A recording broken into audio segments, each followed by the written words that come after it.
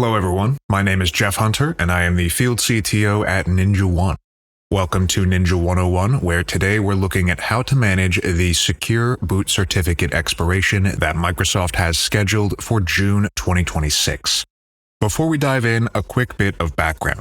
Secure Boot is a UEFI feature that validates the signatures of pre-boot software before allowing it to run. Microsoft has 3 certificates underpinning this trust chain that are all expiring this year.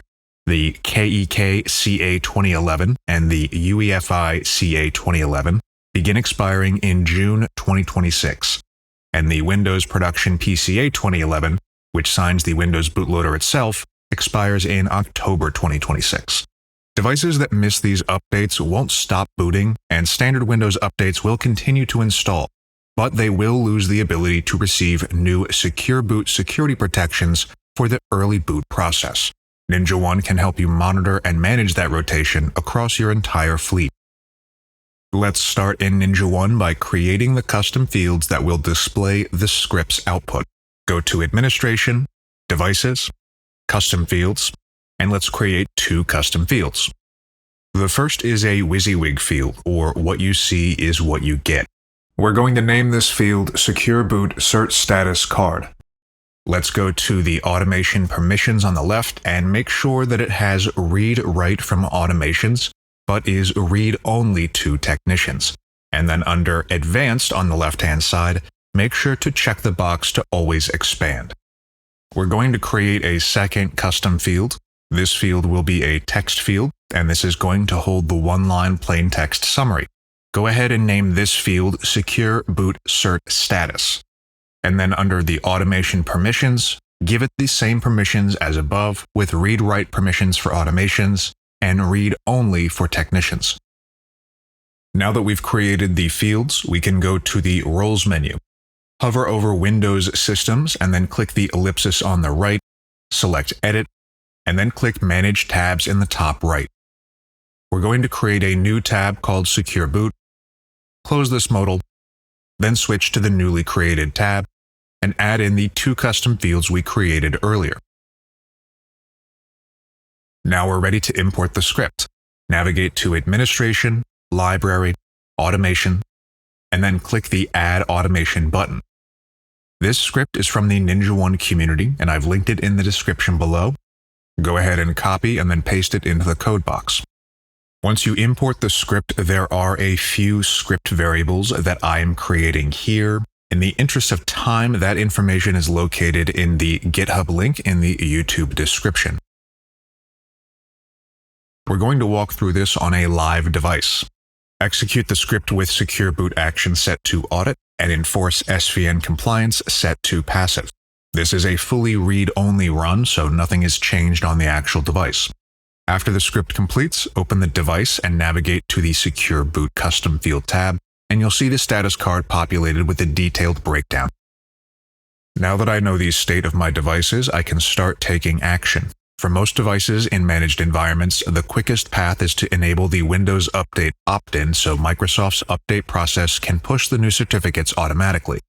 Rerun the script with Secure Boot action set to Enable Opt-in. This configures the machine's opt-in registry keys, sets the required telemetry level, and triggers the scheduled task. If the device is already opted in or already compliant, the script notes that no change was needed. We'll want to automate the script so that it keeps the custom fields current, so I'm going to create a task, name that task, schedule it, and configure the script to run every week in audit mode. This way, as devices complete their rotation or encounter problems, you'll see it reflected in NinjaOne. Now that our custom field updates every week, we can report on devices that need attention. I'll navigate to Reporting and create a new summary report with a blank template. I can customize this report to add a data table, filter only to Windows devices, and then customize the columns so that the Secure Boot Cert Status custom field is present, along with data on the make, model, and warranty information of the devices. We can also get a similar view by going to Devices and adding in the column for Secure Boot Cert Status, then filtering for Windows devices, And then for the Secure Boot Cert Status custom field, where the value does not contain compliant. And this is a broad catch-all for any device that hasn't completely finished the process. Let's look at some real-world examples. This first device is a laptop where the status card shows all 3 certificate updates, the UEFI CA 2023, KEK 2023, and Boot Manager, are marked as updated. We're just waiting for Windows Update to finalize the rotation. But on this second device, the status card shows the UEFI CA 2023 certificate is still missing, and a firmware update may be required to update the certificate.